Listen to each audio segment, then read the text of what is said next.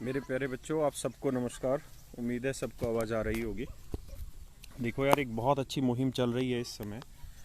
जो हमारा स्टूडेंट है, जितना भी एसएससी की तैयारी कर रहा है, सारे बच्चों ने एक मुहिम दौड़ा रखी है कि एसएससी में जो रिजल्ट नहीं डिक्लेयर हो रहा उसके ऊपर कार्रवाई करी जाए। कुछ ने दौड़ा रखी है कि एसएससी और रेलवे के स्टूडेंट के बारे में सोचा जाए। मेरे बच्चों, बहुत सारी कमियां होती हैं बहुत सारी चीज़ों में, लेकिन एक बात है कि जीवन में आप कमियां ढूंढने में रह जाएंगे तो आगे कभी नहीं बढ़ पाएंगे, है ना। तो आज वक्त नहीं है कि इन सारी मुहिमों में कमी ढूंढी जाए और इनमें और क्या बेटर हो सकता है उस पर करा जाए। आज थोड़ा सा डिटेल में एक बात पर चर्चा करी जाए कि ऐसा क्यों हो रहा है कि हमें एक नोटिफिकेशन निकलवाने के लिए भी बार बार एसएससी के साथ मुहिम ही दौड़ानी पड़ती है। कभी हम एडमिट कार्ड के लिए, कभी हम रिजल्ट के लिए, कल को वैकेंसी के नोटिफिकेशन के लिए। ऐसा क्यों हो रहा है बार बार? ये सारा सिस्टम आपने देखा होगा कि नीट और जेई के लिए भी तो है, ये सारा सिस्टम यूपीएससी के लिए भी तो है। यूपीएससी में कैसी चीज़ें टाइम टू टाइम होती चली जा रही हैं। पहले से डिक्लेयर होता है कि लगभग 20 अगस्त के आसपास एग्ज़ाम होना होता है।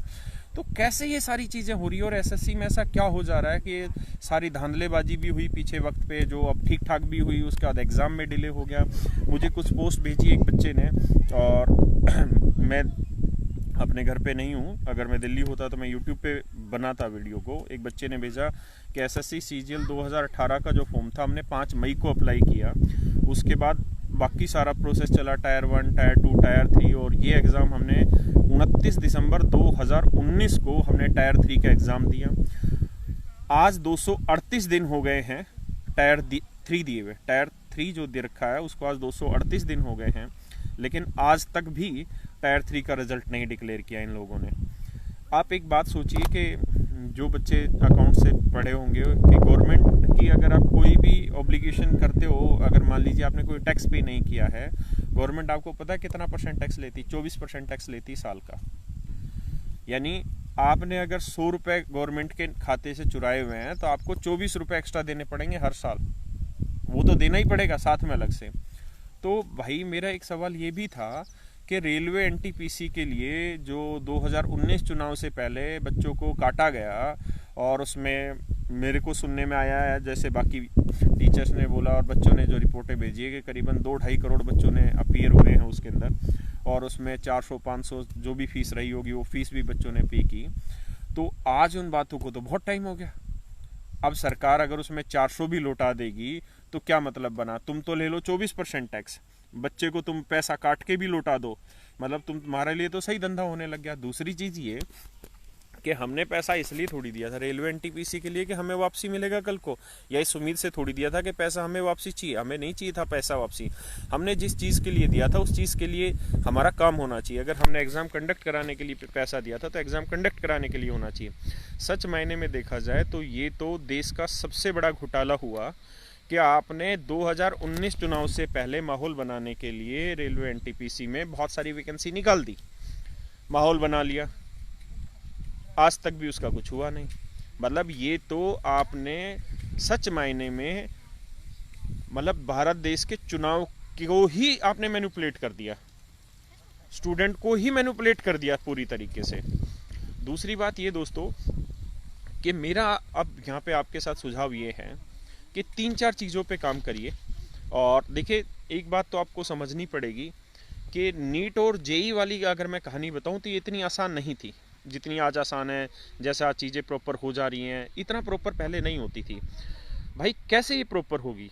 बहुत सारे बच्चों के पेरेंट्स ने बहुत बलिदान दिया है, उन्होंने बहुत बड़े लेवल पे आंदोलन भी करे हैं, तब जाके आज ऐसा हो रहा है कि नीट और जेई का एग्ज़ाम टाइम पे कंडक्ट करा रहे हैं। और उसके लिए अभी आप देख ही रहे हैं करंट में राजनीति चलने लग रही है।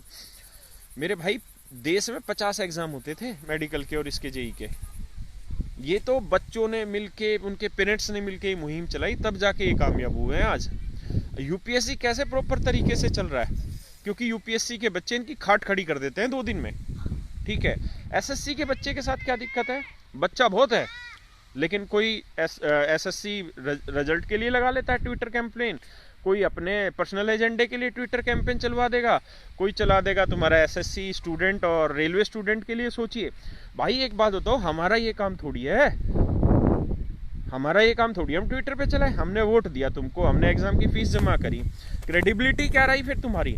अब भाई मेरे सुझाव यहाँ पे ये है कि हम आज जो मुहिम चलाएं ना, वो हम ना चलाएं रिजल्ट के लिए, ना हम चलाएं बाइकआउट इसके लिए उसके लिए। कारण क्या है, रिजल्ट आना है भाई। मान लो 40 लाख बच्चों ने फार्म भरा, प्री तो ये साले ले लेते हैं टाइम पे। क्यों? प्री में ही भीड़ होती है, वो 40 लाख बच्चों में से भीड़ छट लेती है, फिर बचते हैं 1.5-2 लाख रुपए ना, 1.5 लाख बच्चे। उन 1.5-2 लाख बच्चों में मेंस दे लेते हैं, मेंस देने के बाद बहुत कम बचते हैं, फिर टायर 3 के साथ तो और कम बचते हैं। यानी टायर 3 के बाद विरोध करने वाले बच्चों की संख्या ही क्या बची जो वो कामयाब होंगे विरोध में। इसलिए मेरे भाइयों करो ये कि बाइकआउट एसएससी चेयरमैन, क्योंकि हमारी जो लड़ाई है ना वो एक एक एग्जाम के लिए नहीं लड़ी जाएगी, हम बट के नहीं चलेंगे। ये तो फूट डालो शासन करो वाली राजनीति हो गई कि आज तुम चला दो भैया एसएससी के लिए, कल तुम चला दो रेलवे के लिए, कल तुम चला दो एसएससी में रिजल्ट के लिए, फिर तुम चलाओ नोटिफिकेशन के लिए। हम तो इसी में लगे रहेंगे, हम तो इसी चीज का काम करते चलेंगे। भाई एक ही लगाओ। भाई एसएससी में किसको अधिकार दे रखा है ये सारी चीजें टाइम टू टाइम करने का? ये अधिकार दे रखा है मेरे भाई किसको? एसएससी चेयरमैन को। ये उसकी ड्यूटी है भाई। वो तनख्वाह किस नाम के लेने लग रहा है? वो आईएएस है, उसको सैलरी मिल रही है। तुम बिहार में चुनाव करा ले रहे हो कोरोना की जैसी मर्जी सिचुएशन हो, तुम नीट का एग्जाम करा ले रहे हो जैसी मर्जी सिचुएशन हो, है ना। तुम अगर तुम्हारे फेवर की चीजें चाहिए तो तुम सुशांत के लिए सब कुछ खड़ा कर दे रहे हो, क्योंकि तुम्हें अपनी सूटेबिलिटी के हिसाब से सिचुएशन तैयार करनी है। तुम्हें महाराष्ट्र सरकार का कुछ करना है, तुम्हें बिहार सरकार का कुछ करना है। कोरोना के अंदर जयपुर में, राजस्थान में सरकारें गिराने के पूरे प्रोग्राम बैठा दिए गए। इसी कोरोना के दौरान मध्य प्रदेश में सरकारें गिरा दी गई, लेकिन स्टूडेंट के लिए नहीं सोच रही गवर्नमेंट। तो भाई ये गवर्नमेंट तो मतलब घटिया से घटिया लेवल पे जा चुकी है। लेकिन बात यह है कि समस्याएं तो सबको पता है, समाधान क्या है। तो मेरे बच्चों जितना हमको ज्ञान है, जितनी हमारी समझ है, मैं उसके हिसाब से आपको कुछ पॉइंट लिखे हुए मैं आपको बता रहा हूँ। सबसे पहली चीज़ तो, और ये ज़रूरी नहीं है कि आपको ये सब पसंद ही आए, है ना। हर एक आदमी के अलग अलग व्यू हैं, लेकिन अलग अलग मुहिम मत चलाओ, एक मुहिम चलाओ।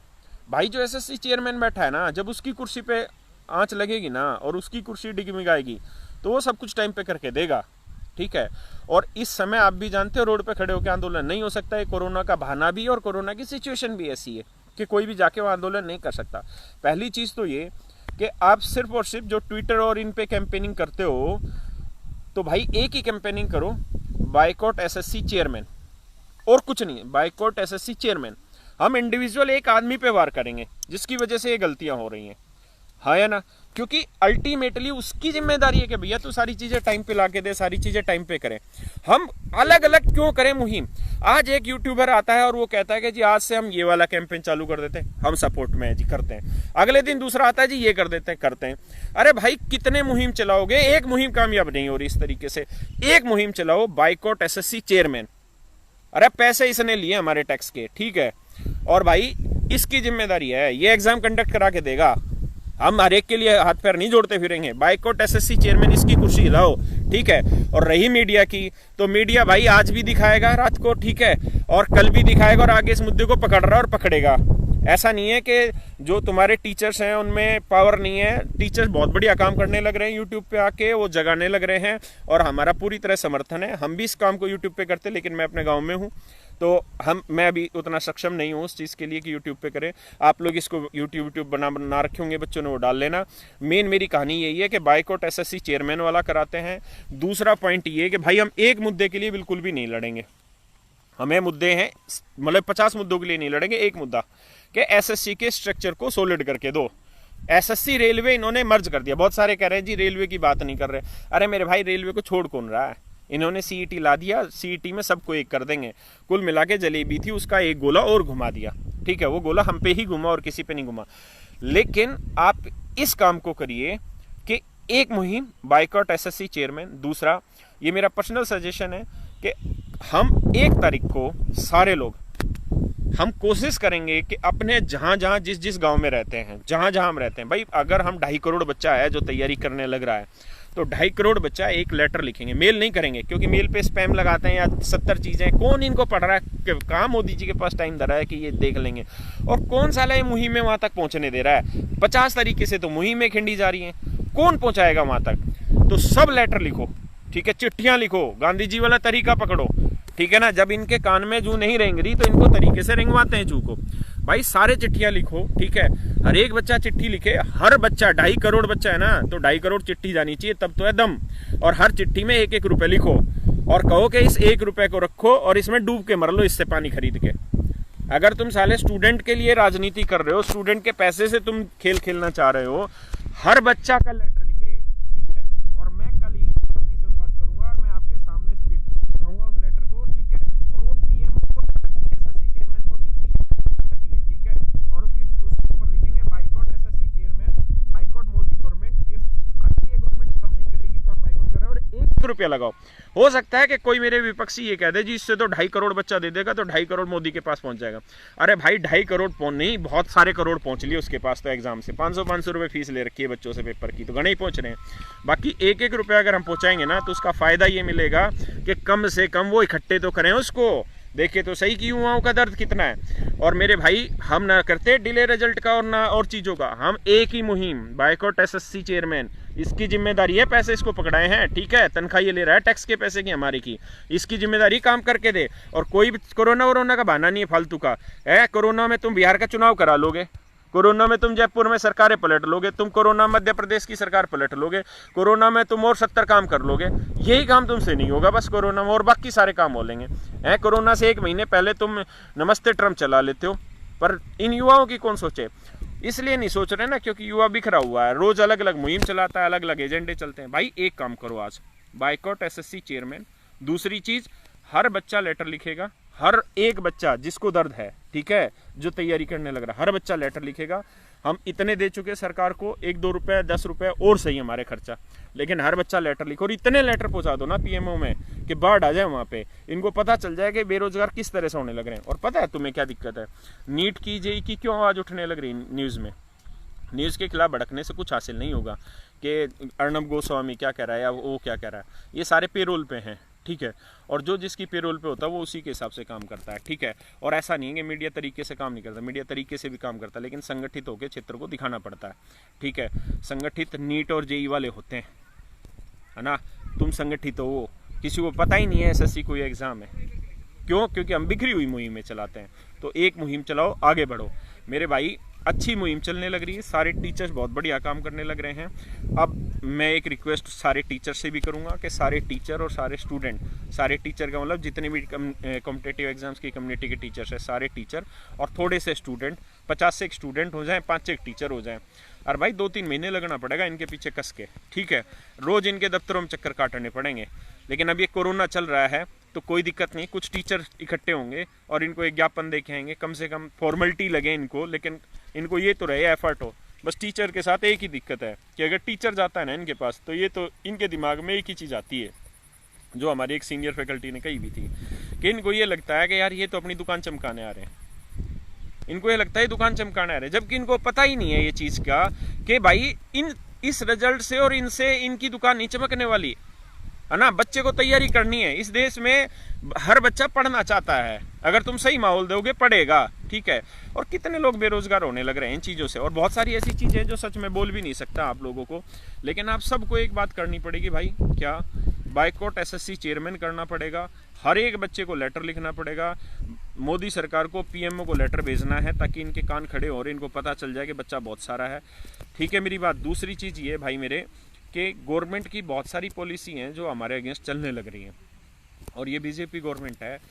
आप अगर ये सोच रहे हैं ना बहुत तानाशाही से इसके सामने काम कर लिया जाएगा, तो इसके सामने तानाशाही से काम नहीं चलेगा। अब तो एक कोरोना का बहाना है, दूसरा जब से ये आई है, जब से आप खुद देख लीजिए कितने आंदोलन पैदा हुए और कितने आंदोलन कब खत्म हो गए पता भी नहीं चला। दिल्ली में कब अन्ना हजारे आंदोलन करने बैठा था और कब उठ गया पता ही नहीं चला। तो मेरे भाई ऐसा है, ये डिजिटली बहुत ज़्यादा समझाते हैं, इनको डिजिटली समझाते हैं, ठीक है। और कुछ गांधीवादी तरीका अपनाओ लेटर वाला। दूसरी चीज़ ये है कि हमको अब धीरे धीरे जैसे ही ये सिचुएशन नॉर्मल होती है, क्योंकि जब तक भूख है तभी तक ना कमाया जाए, थोड़ा आगे के लिए भी कमाया जाए, हमें इसके स्ट्रक्चर को सॉलिड कराना पड़ेगा। और जैसे ही नॉर्मल सी आती है ना, तो 50 से एक बच्चों की ज़रूरत है, भाई 5 मास्टरों की ज़रूरत है। रोज़ इनके पीछे पड़ेंगे 3 महीने, और 3 महीने के पीछे लगातार रहेंगे ना, ये ऑफिस से निकले जब भी खड़े दिखे और जब आए तब भी खड़े दिखें, गाड़ी में बैठे जब भी खड़े दिखें, और रोज इसी चीज में। भाई स्ट्रक्चर को तो ठीक कराना पड़ेगा परमानेंट। जब तक ये स्ट्रक्चर ठीक नहीं होगा ना, बात बनेगी नहीं। हमारी मेन लड़ाई जो है ना, वो एक चीज पे मत लेके चलो कि हमारी लड़ाई जी इससे है, सिर्फ रिजल्ट से है या इससे, ना ना ना, हमारी लड़ाई एक स्ट्रक्चर सॉलिड करके दो। हम रोज रोज इस मुहिम में नहीं लगेंगे। दूसरे भाई, सारे बच्चे अपनी तैयारी करते रहो, ठीक है। इस समय कोई भी ऐसी चीज नहीं है जिसके लिए मैं आपको सजेस्ट कर दूंगा कल आ जाओ और पीएमओ पर आंदोलन करेंगे, इतने डंडे पेल देंगे कल में बुरी तरीके से। अभी वो टाइम नहीं है, थोड़ा वक्त का इंतजार कर लो, थोड़ा सा इंतजार करो, उसके बाद भाई हम आंदोलन भी कर लेंगे, सारी चीजें कर लेंगे। अभी अपनी तैयारी को जैसे प्रारूप में चलाते चले जा रहे हो वैसे ही चलाते चले जाओ, ठीक है। जिस तरीके से आप चीज़ों को वायरल कर रहे हो उससे करो। मेरा जो सजेशन था मैंने आपको दिया कि बाइकॉट एसएससी चेयरमैन ही हमको चलाना पड़ेगा, उसकी कुर्सी पे ही वार करना पड़ेगा, उसके बिना बात बनेगी नहीं, ठीक है। और लेटर लिखो भाई सारे के सारे। चलो मेरे दोस्तों, आज आपको मैं जो कह सकता था वो है, हम बहुत शुरुआत से इसका समर्थन कर रहे हैं। 2017 में भी हमने आंदोलन किया था और उसमें बहुत अग्रणी रहा था मैं तो, क्योंकि हमें बच्चों की समस्याओं को सुलझाने में ही हमारा योगदान है। हम नेगेटिविटी ना तो जीवन में रखते हैं ना किसी और की भी चाहते हैं। सारे टीचर मेहनत कर रहे हैं, अब सारी बच्चों के हाथ में पावर है।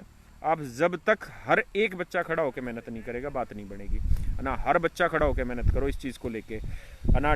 इस वाली मुहिम को इतना दौड़ा दो, बाइकॉट एसएससी चेयरमैन वाली को और इसको लेटर वाली को, कि इनको पता चल जाए कि हाँ यार इतनी स्ट्रेंथ इन बच्चों की है। जब हमारे पास इतनी स्ट्रेंथ है, हम 2.5 करोड़ को कमजोरी क्यों समझ रहे हैं? 2.5 करोड़ बच्चा ताकत क्यों नहीं है हमारी? ये तो बहुत बड़ी ताकत है भाई, हर तरीके से ये ताकत है हमारी।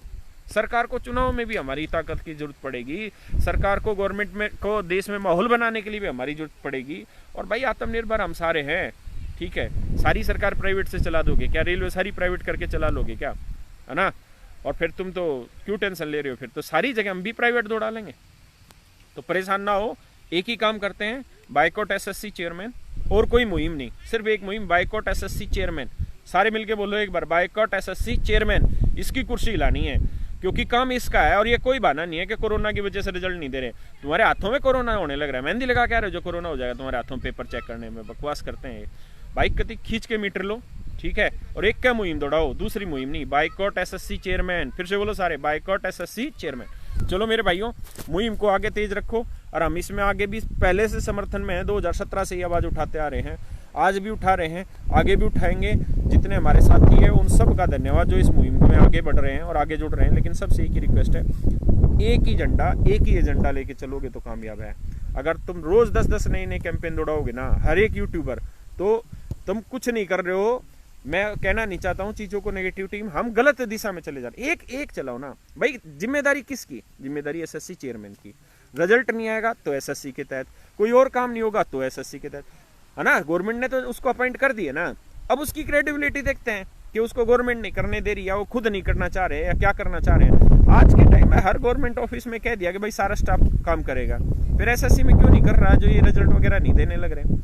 और आप टेंशन ना लो, ये कुछ नहीं, शांत करने के लिए आप रिजल्ट की वो करोगे, रिजल्ट में एक पंगा लाके आज ही डाल देंगे रात को उस पे नोटिस वोटिस में कुछ भी, फिर आगे खींचेंगे। बाइकॉट एसएससी चेयरमैन, हर चीज बाइकॉट एसएससी चेयरमैन डालो, ठीक है भाई। मुहिम को आगे बढ़ाओ और मैं कति साथ हूँ और हमेशा साथ रहेंगे आप लोगों के।